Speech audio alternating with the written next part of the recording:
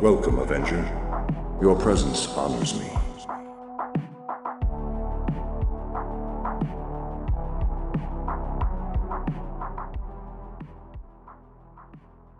Hey everybody, Darmonkey here, back again with another Diablo II Resurrected video. There are a lot of videos that are out there that are talking about what has changed from classic Diablo 2 to Diablo 2 Resurrected. I wanted to cover one specific area of that, and that is the options within the game. There are some settings in there that can save you thousands and thousands of clicks, not to mention months of wrist pain.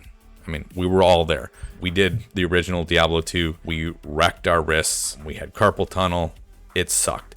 There are some settings that can really help you out. And there's other ways to improve your immersion in the game, customize your experience to really get the most out of your gaming session. So with that, let's take a look.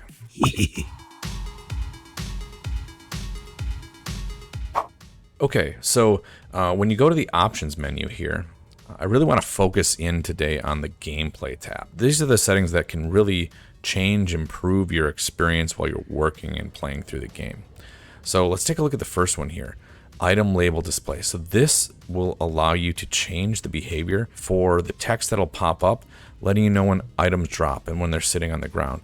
So in the old game, the classic Diablo 2, the only option that you had was to press and hold the button. This key map defaults over to Alt. So this is the Alt button when you're playing on PC. You can hold it to show the items, or my personal favorite, the new option here is toggle. So all you have to do is press the Alt key once at the start of your game, and all the items, when they drop, they'll show up on your screen. Now, it can get a little bit messy. If you're in that secret cow level and you are just dropping the bovine all over the place, you're going to have items everywhere. But this is going to be your best bet to not miss something when it drops. Toggle is my recommendation here for a setting. It's really, really helpful. It really saves on that press down from your thumb, holding it permanently like we did in classic Diablo 2. There's also timed. This will allow you to press the button once. It'll show the items for a little while and then it will go away. But I love toggle setting. Auto gold pickup. It actually defaults to being on.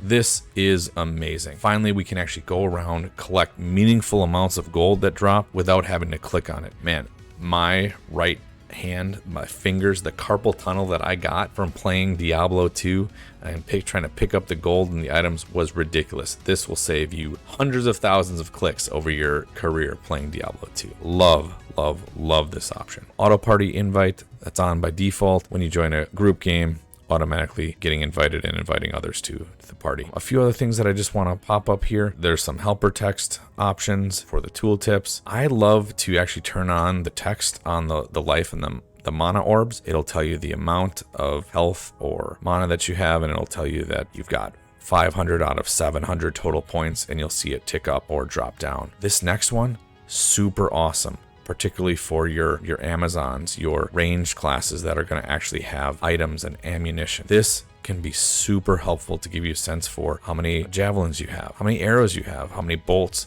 that you have to be able to kill all those demons. A clock, by default, this is turned off. Now, I think we all realize that we're probably going to be playing this game too much, but this will give you a slight insight into actually how long you've been sitting at the keyboard, smashing those buttons and killing all those demons. The chat gem mode, it's always working as intended. I don't even want to go there. And then jumping down, there's some great new accessibility options here. If this can help you improve your gameplay, improve how you actually interact with the game itself. A colorblind option here, the ability to change font sizes. The default chat font size, in my opinion, is pretty big. I like to go down to small here. Another one, camera shake. If you want to really optimize your gameplay, you can probably turn this off. I really like the immersion that you have by turning it on, or by leaving that on, which is on by default. But another new feature that wasn't here in classic Diablo is this attack miss indicator.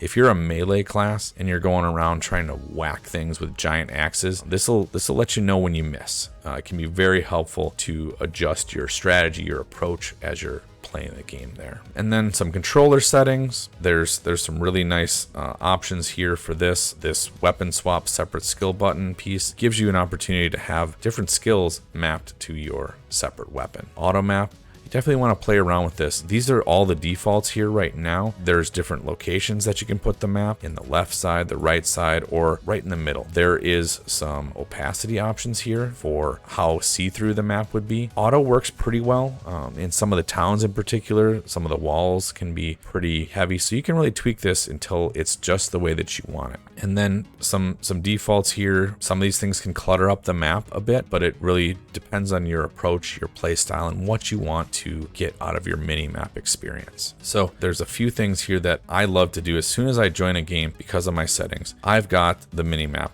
I'll hit tab immediately to toggle on that mini map. Then I'll hit alt to toggle on the item label display. Love that. And then I'll usually hit my accent character, my tilde, and what that'll do is it'll expand my belt so that I know what I've got for potions, because particularly I play a sorceress most of the time. I'm chugging those things all the time, so I got to be able to see that. So looking at the other options, video, this one, a lot of this is really just going to be to tweak your visual experience here. I'm not going to go through much here. This is going to really be your graphics settings. Play around with it till you get that great combination of performance and visual. But I do want to highlight some stuff here in the audio. You can definitely adjust your sound volumes. There's master volumes, but I really want to call out some of the neat new features here where you now have the ability to adjust each of the different types of sounds in the game. So that way you can really tweak your experience to what's going to be most impactful for you, what you enjoy the most. So you can adjust the volumes. Say that you're just really sick of some of the noises related to combat. You can drop that down a bit so you'll still hear it, but comparative to the other sounds and effects and actions that you're doing, it just won't be as loud. You really have a lot more control into what you're going to experience in the game.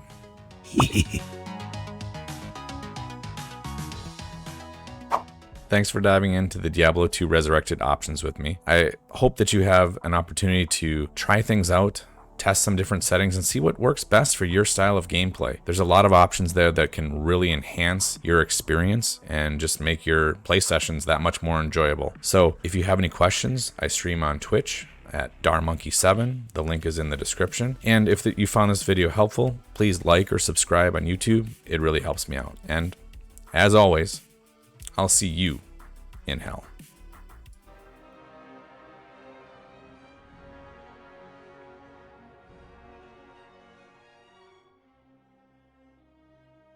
Farewell.